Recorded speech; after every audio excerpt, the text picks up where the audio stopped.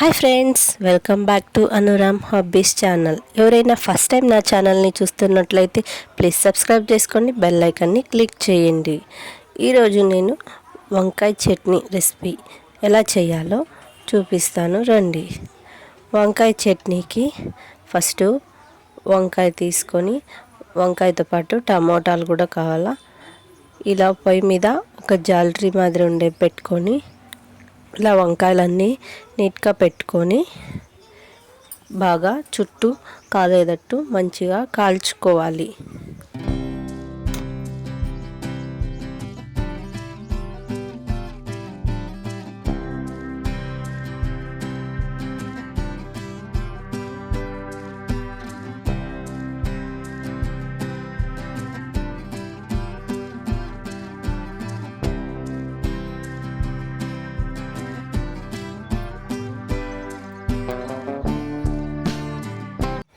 ఈ రకంగా అన్ని వంకాయల్ని మంచిగా కాల్చుకోండి. ఇట్లా ముట్టుకుంటే మెత్తగా ఉండాలి, అప్పుడు బాగా కాలినట్టు. దాని మీద బొప్పి అంతా తీసుకొని పక్కన పెట్టుకోండి. ఇప్పుడు దీంట్లోకి ఒక టమోటా, కొద్ది కొత్తిమీర, కొన్ని తెల్లవాయలు తీసుకోండి. పొయ్యి మీద ఒక పెనుము పెట్టుకొని దాంట్లోకి టమాటాలు మేము చిన్నగా తరిగి పెట్టుకున్నాం కదా, ఆ టమాటాలని వేసుకొని కొద్దిగా ఆయిల్ వేసుకొని మెత్తగా మగ్గనియాలి. ఇలా మెత్తగా మగ్గిన తర్వాత దాంట్లోకి మనము తెల్లవాయలు వేసుకొని అలాగే కొద్దిగా కొత్తిమీర వేసుకొని కొంచెం జీలకర్ర కూడా వేసుకోండి, టేస్ట్ బాగుంటుంది. అన్నీ బాగా ఫ్రై చేసుకోండి. 5 మినిట్స్ మూత పెట్టి తీస్తే ఫ్రై అయి ఉంటాయి.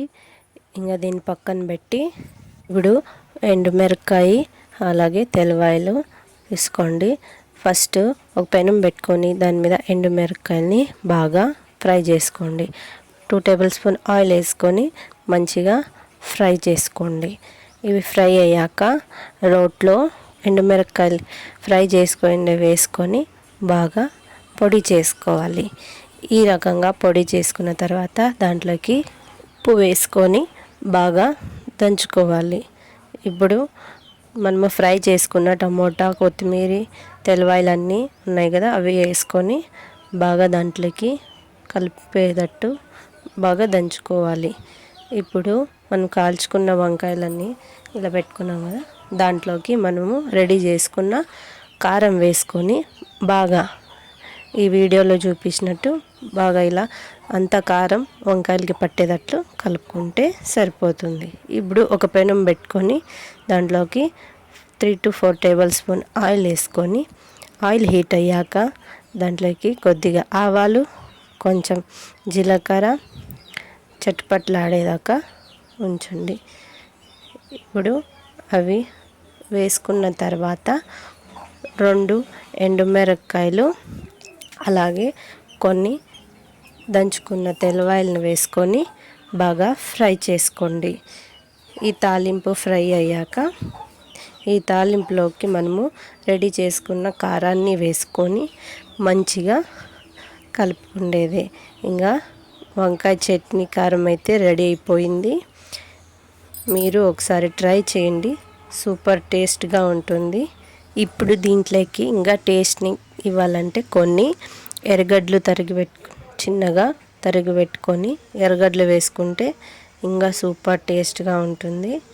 ఇది ముద్దలో అయినా, చపాతీలో అయినా, అన్నంలో అయినా చాలా బాగుంటుంది. మేమైతే ముద్ద చేసుకున్నాం.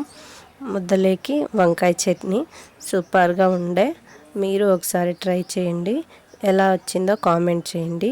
మీకు ఈ వీడియో నచ్చినట్లయితే like, share and subscribe to my channel. Please support me. ఇంకో వీడియోలో కలుద్దాం. Bye friends, don't forget to subscribe.